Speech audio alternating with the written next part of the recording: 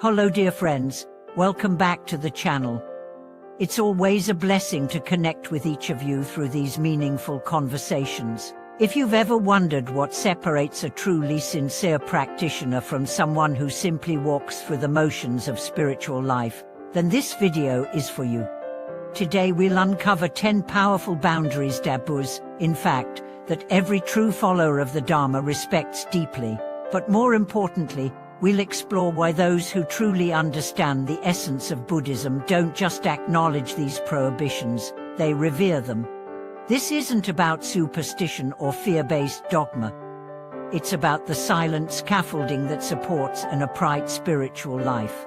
You see, spiritual growth is not only about practices like chanting, meditation, or offering, it's also about what you consciously choose not to do. Just as a magnificent tree grows tall and strong, not just from the light it receives but from the boundaries that protect its roots, so too must the practitioner respect the moral lines that define their spiritual integrity. Let's journey together into these 10 essential taboos, not just to learn their surface meaning, but to understand the profound wisdom each one carries. We'll dive into the deeper ethical and karmic logic behind them, and discover why violating them can silently erode our spiritual strength, while respecting them can elevate us in ways we may never have imagined. First, we begin with what may seem simple, but is of ultimate importance: respect for the three jewels, that is, the Buddha, the Dharma, and the Sangha. When someone mocks or slanders any of these three, they do more than insult a tradition. They cut themselves off from the very path that could liberate them. The Buddha is our ideal, the Dharma our compass, and the Sangha our community of encouragement. To belittle these is to spit on the hands reaching out to pull us from the sea of suffering. Even if someone in robes acts in error, we must not generalize or ridicule the whole, because the three jewels are not just symbols, they are our lifelines. Now let's talk about false speech, an issue so deceptively common that its gravity is often overlooked. Every untruth we tell, every exaggeration, every omission of honesty, is like a thread loosening the fabric of our integrity. And for a spiritual practitioner, integrity is everything. The universe responds to purity.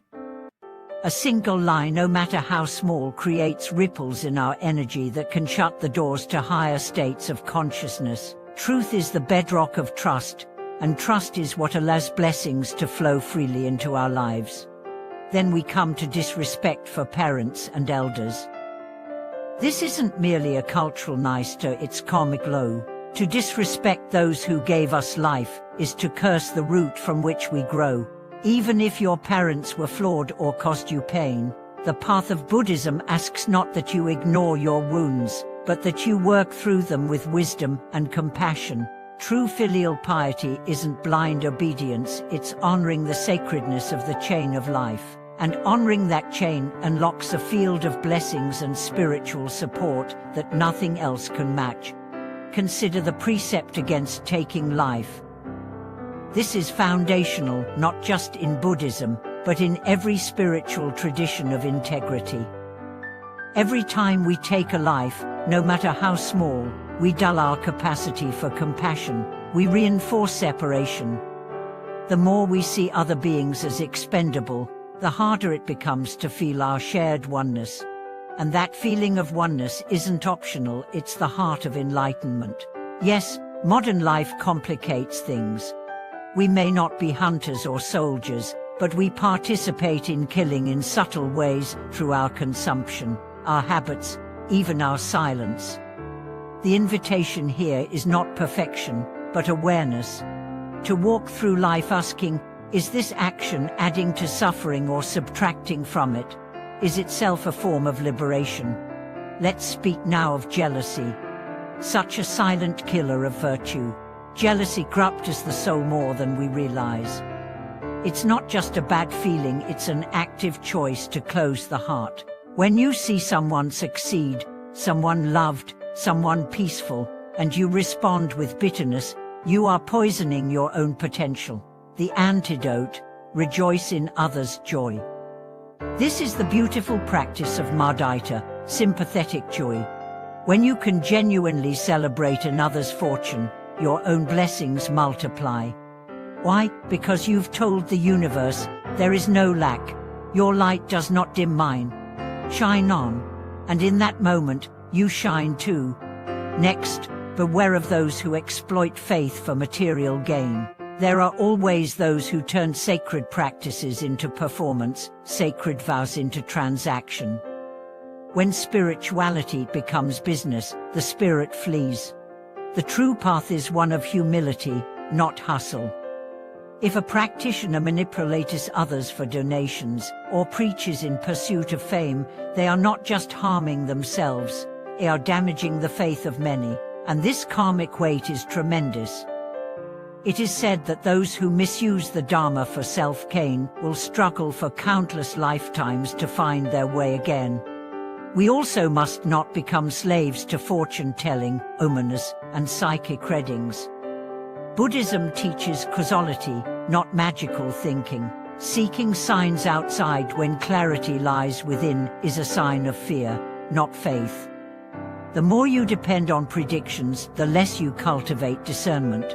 Yes, there are wise teachers who can perceive subtle realms, but even they will tell you the path is not about prophecy, it's about presence.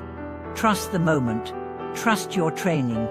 Trust that right effort leads to right result. Then there is the taboo of spiritual hypocrisy.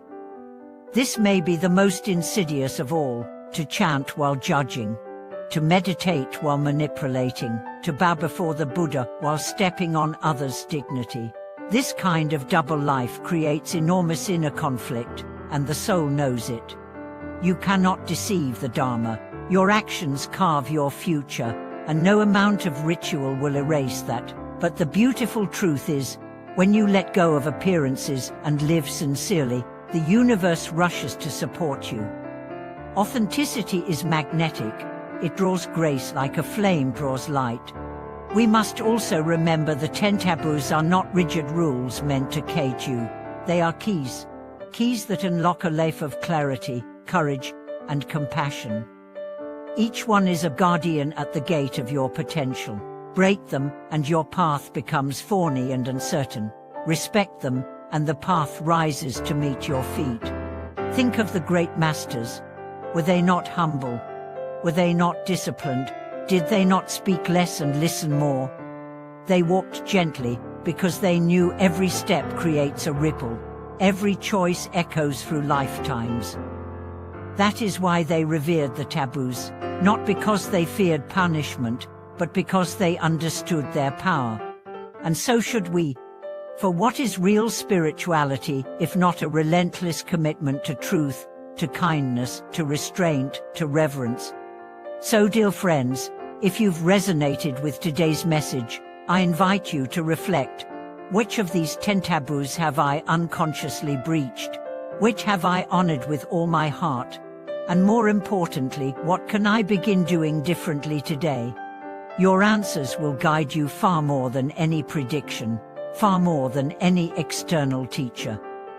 Because the teacher is within, the judge is within, the sacred temple is within. Thank you for watching this video. If it sparked something inside you, please consider sharing your thoughts below. Tell us, what taboos do you see most often ignored in modern life? What lessons have you learned the hard way? Let's keep the conversation alive. And don't forget to like, subscribe, and share. Together, we can honor the path that leads not just to wisdom, but to awakening.